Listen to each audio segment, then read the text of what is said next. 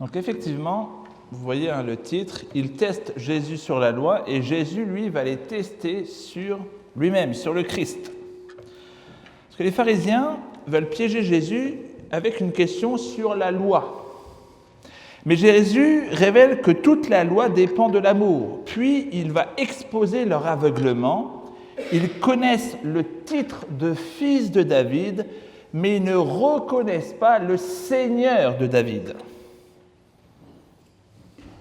Il y a deux façons de poser une question biblique. On peut la poser pour apprendre, ou on peut la poser pour coincer. Et les pharisiens viennent, on l'a vu après les dernières semaines, il y a comme plusieurs groupes qui viennent à la suite dans la même journée. On avait vu les Édoniens, on avait vu les Sadducéens, et aujourd'hui c'est les pharisiens. Et donc les pharisiens ne viennent pas à Jésus comme des disciples affamés de vérité. Ils viennent comme des juges. Donc ils ne cherchent pas la lumière, mais ils vont chercher une faille dans leurs questions. Et pourtant Jésus ne va pas tomber dans leur piège. Il va même faire mieux, il va transformer leur piège en miroir. Dans ce passage, les pharisiens veulent savoir si Jésus comprend la loi. Mais Jésus va leur montrer qu'ils ne comprennent ni la loi, ni le Messie, ni leur propre Bible. Enfin, du moins, à leur temps, l'Ancien Testament. Donc Jésus va leur donner comme une sorte de raclée exégétique publique. Donc je vous invite à vous lever pour lire les Saintes Écritures en Matthieu 22, 34 à 45. Les pharisiens apprirent qu'il avait réduit au silence les Sadducéens. Ils se rassemblèrent et l'un d'eux, docteur de la loi, lui posa cette question pour le mettre à l'épreuve. « Maître, quel est le plus grand commandement de la loi ?» Jésus lui répondit « Tu aimeras le Seigneur ton Dieu de tout ton cœur, de toute ton âme, de toute ta pensée. C'est le premier et le plus grand commandement. Et voici le second, qui lui est semblable.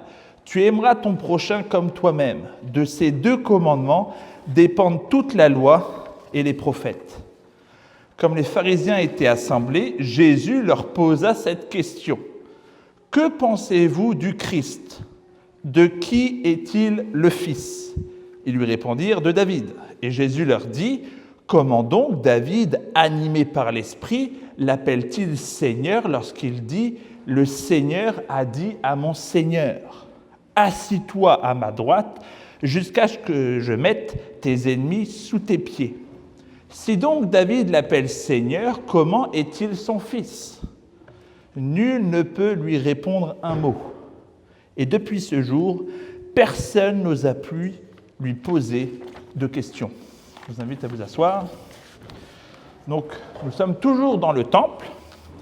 En fait, bien sûr, nous, on fait ça sur 3 semaines, donc on a l'impression qu'il se passe beaucoup de temps entre chaque question, mais c'est dans la même journée. C'est dans la même journée que viennent les Édoniens, que viennent les Sadducéens et que viennent les pharisiens. Donc là, on est toujours dans le temple à Jérusalem, et les chefs religieux l'interrogent les uns après les autres. Donc on avait vu les Sadducéens qui ont été réduits au silence, et maintenant c'est les pharisiens qui se rassemblent. Et c'est intéressant ce petit détail, rassemblés, parce qu'on sait qu'ils ne sont pas simplement curieux ici, ils sont rassemblés contre Jésus. Et ce rassemblement rappelle un petit peu le psaume 2. Les autorités se liguent contre l'Éternel et contre son Messie, dans le psaume 2. Donc le conflit n'est pas une aimable discussion là de salon, c'est une confrontation entre le roi et Dieu, donc le Dieu roi, et ceux qui refusent son règne. Donc le décor il est planté. Il y a les chefs religieux qui posent des questions, mais c'est en réalité Jésus qui va mener l'interrogatoire. Dans Matthieu 22, 34 à 45, ce que nous venons de lire, Jésus révèle 2 choses. Le cœur de la loi, c'est l'amour, et le cœur de l'écriture, c'est Jésus-Christ. Donc comprenons bien, la loi mène à l'amour, et l'amour de Dieu mène nécessairement au Christ.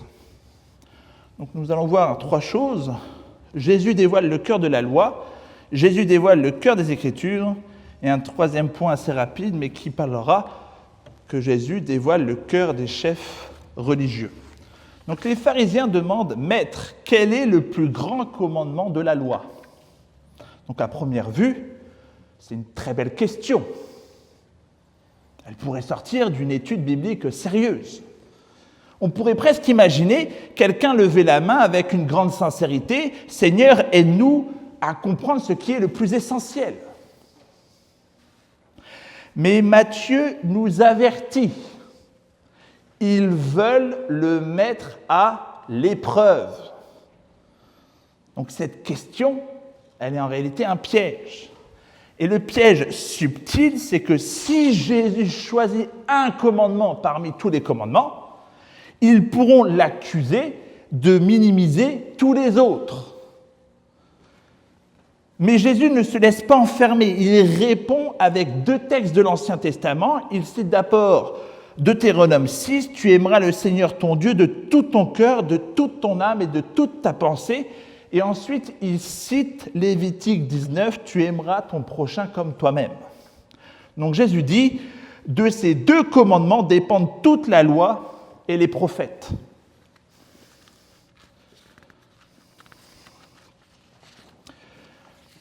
Aimer Dieu, aimer son prochain.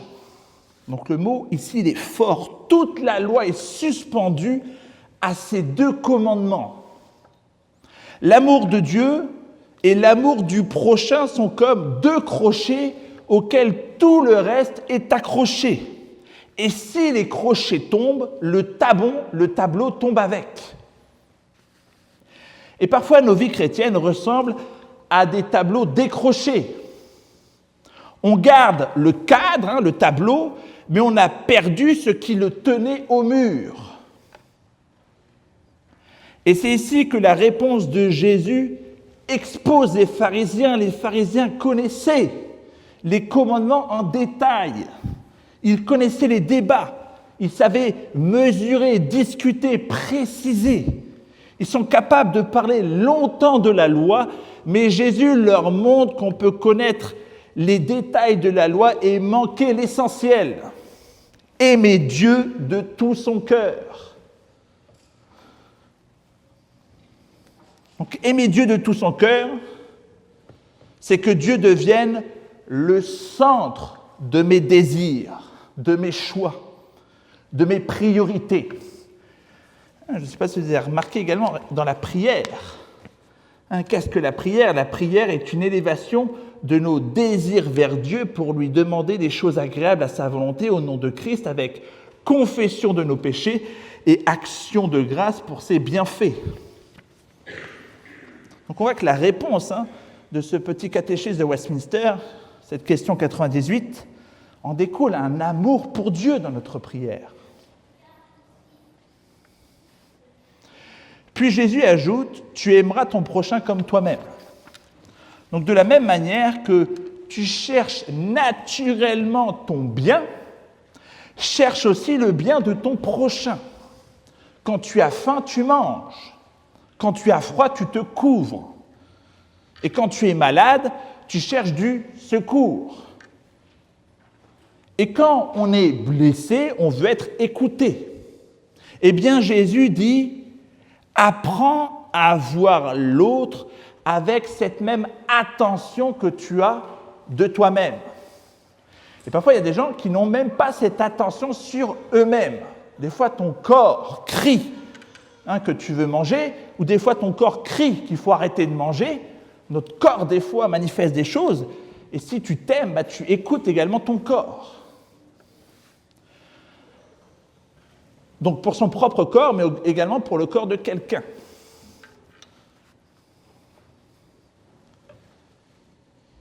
Et voilà le coup de Jésus. Les pharisiens voulaient un débat abstrait sur le grand commandement et Jésus les ramène à « Aimes-tu Dieu ?» Est-ce que cet amour se voit dans ta manière de traiter les autres ? Au Québec, ce texte parle fort Nous vivons dans une culture où l'on dit souvent l'important c'est d'être une bonne personne. Mais Jésus va plus loin, il ne dit pas seulement sois correct, il dit aime Dieu de tout ton être. Il ne dit pas seulement aie des convictions, il dit aime ton prochain comme toi-même. Concrètement, aimer Dieu ici, c'est ne pas avoir honte de Jésus-Christ dans une société où la foi paraît souvent étrange. La foi paraît dépassée. C'est faire du Seigneur notre centre. Donc ce n'est pas juste un petit trou religieux dans notre agenda, Dieu. Et pour nous, chrétiens réformés, c'est aussi un avertissement parce qu'on a des fois une tendance, c'est la précision doctrinale. Donc, la précision, elle est précieuse. On a des catéchismes qu'on lit à chaque fois, toutes les semaines, il y a des précisions sur les mots, sur toute chose. Mais si cette précision doctrinale ne conduit pas à l'humilité, à la miséricorde et au service, alors nous éloignons de ce commandement d'aimer Dieu et d'aimer son prochain. C'est ça la racine. Donc ça, c'est une bonne alarme pour nous. Lorsque nous partons dans des débats ou dans des trucs théologiques, on doit avoir cette petite alarme. Est-ce que tout ça, ça conduit à l'amour de Dieu, à l'amour de ton prochain, ou est-ce que c'est juste une petite discussion entre personnes qui veulent paraître intelligents ? Est-ce que ma foi rend Dieu plus central ? Est-ce qu'elle rend mon prochain plus aimé ? C'est ça le cœur de la loi. Mais Jésus ne s'arrête pas là. Les pharisiens ont demandé quel est le cœur de la loi ? Et maintenant, Jésus leur demande à son tour, avez-vous compris le cœur des Écritures ? Car on ne peut pas vraiment comprendre la loi si l'on refuse Jésus-Christ qui en pointe l'intérêt. Ils ont testé Jésus sur les commandements et maintenant Jésus va les tester sur la question du Messie. Car à partir du verset 41 à 45, Jésus pose sa propre question. Que pensez-vous du Christ ? De qui est-il fils ? Ils répondent de David. Ils ont raison. Le Messie devait venir de la lignée de David. Dieu avait promis à David qu'un de ses fils régnerait. Israël attendait un roi davidique, un Messie royal, un libérateur.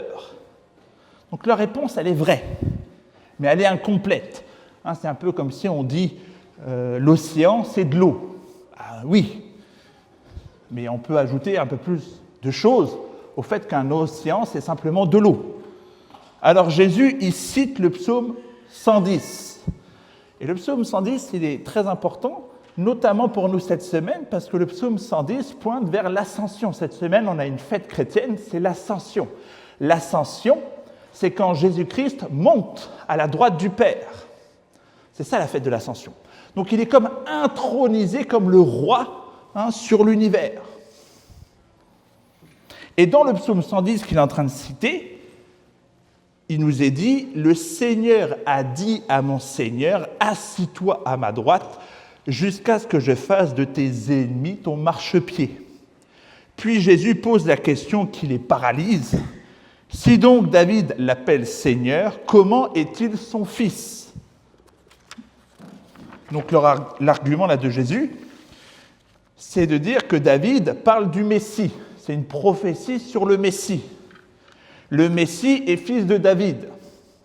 Mais David appelle ce Messie « mon Seigneur ». Donc ici plutôt, le Messie n'est pas simplement inférieur à David, il est descendant. Mais il est également supérieur à David comme Seigneur. Donc la logique humaine, on dirait qu'un ancêtre est plus grand que son descendant, surtout dans l'Antiquité. David est le grand roi. Le fils vient après le père. Le descendant vient après l'ancêtre. Mais ici, David s'incline devant son propre fils. Donc c'est ça qui attire l'attention. Ce n'est pas normal que le texte parle dans ce sens-là. Ça attire l'attention. Et Jésus est en train d'attirer l'attention des pharisiens sur ce passage. Le Christ est fils de David par sa lignée, mais il est également Seigneur sur David. Il est vraiment homme, enraciné dans l'histoire d'Israël, héritier des promesses, fils de David, et en plus d'être un homme, il est le Seigneur exalté, assis à la droite de Dieu, recevant l'autorité royale, attendant que ses ennemis soient placés sous ses pieds. Donc c'est Jésus-Christ qui monte à la droite du Père.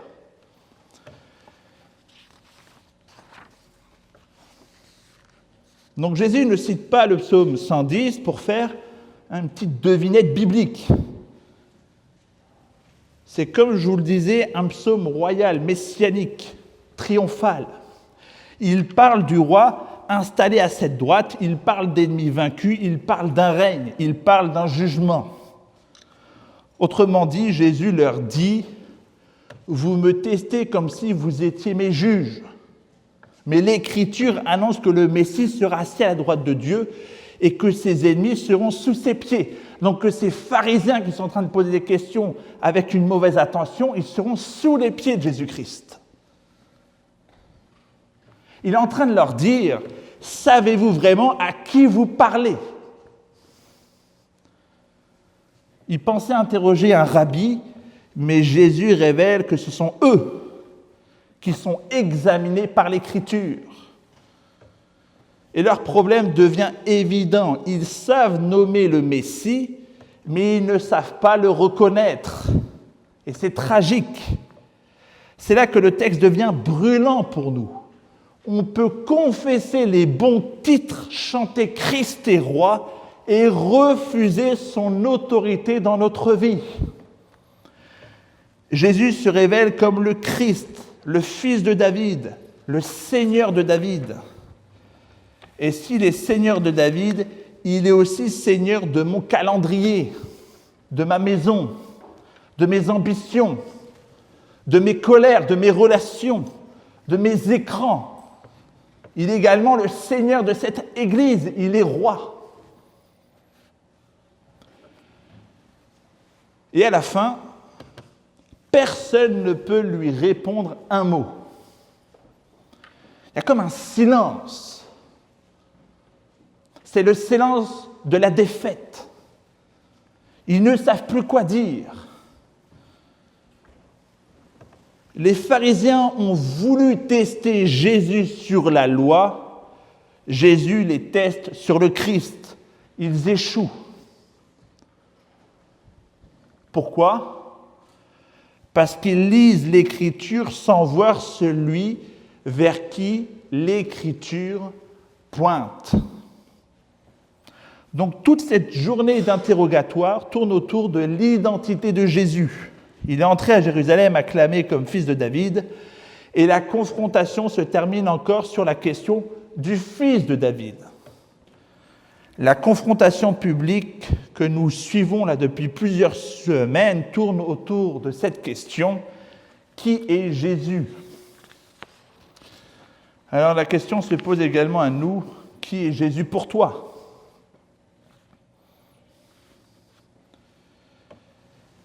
Et dans ce passage, il faut éviter 3 mauvaises lectures qui peuvent survenir. La première erreur, ça serait que Jésus dit seulement qu'il faut être gentil. Non. Jésus révèle que l'amour est le sens profond de la loi. L'amour biblique n'est pas une gentillesse sans vérité. C'est une fidélité d'alliance. Aimer Dieu, c'est obéir. Aimer le prochain, c'est chercher son bien réel. Des fois, on peut être gentil avec quelqu'un, mais pas chercher son bien. Tu donnes $20 000 à quelqu'un qui, en fait, va se droguer avec, tu es peut-être gentil en apparence, mais en fait, tu ne cherches pas son bien, tu vas le détruire encore plus. Donc la gentillesse, attention. Des fois, c'est trompeur. On peut être gentil et tordu. Ça peut paraître comme de la gentillesse. Mais une gentillesse sans discernement, sans vérité, peut faire des dégâts terribles.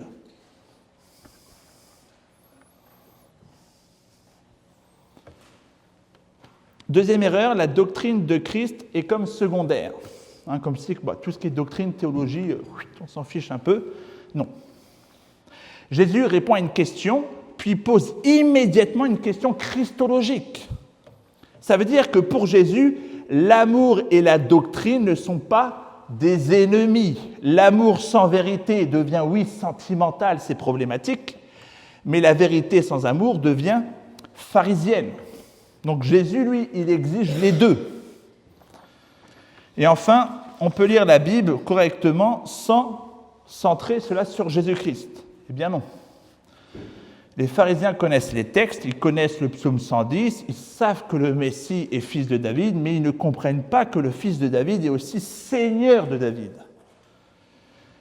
Donc une Bible lue avec Christ doit devenir une lampe, une épée, et également un festin. Et parfois, c'est un marteau pour briser nos idoles dans notre vie. Quand on lit les Saintes Écritures, des fois, paf, il y a comme l'Esprit Saint qui nous attire sur quelque chose. Il y a une idole, il y a une résistance qui va se manifester. Et là, l'Esprit Saint, il veut conquérir notre âme. Il veut véritablement notre bien. Donc des fois, on va dire, oui, la Bible, elle n'est pas gentille parce qu'elle dit que l'homosexualité, etc., c'est un péché. Mais en réalité, il veut le bien du pécheur. Alors, frères et sœurs, qui est Jésus pour nous ? C'est la réponse à cette question qui fait de nous des chrétiens. Car si Jésus est seulement un maître, on peut le discuter parmi d'autres maîtres. S'il est simplement un moraliste, on peut comparer ce moraliste à d'autres moralistes. Et s'il est simplement un prophète, on peut l'admirer comme prophète et voilà. Mais s'il est le fils de David et le Seigneur de David, alors il faut plier le genou. Les pharisiens ont posé une question sur le plus grand commandement. Jésus leur a répondu « Aime Dieu, aime ton prochain ». Puis Jésus a posé une question qui va déranger. Que pensez-vous de Jésus-Christ ? Et voilà tout le cœur du passage. On ne peut pas aimer Dieu tout en rejetant son roi. On ne peut pas honorer la loi tout en refusant celui qui l'a accompli.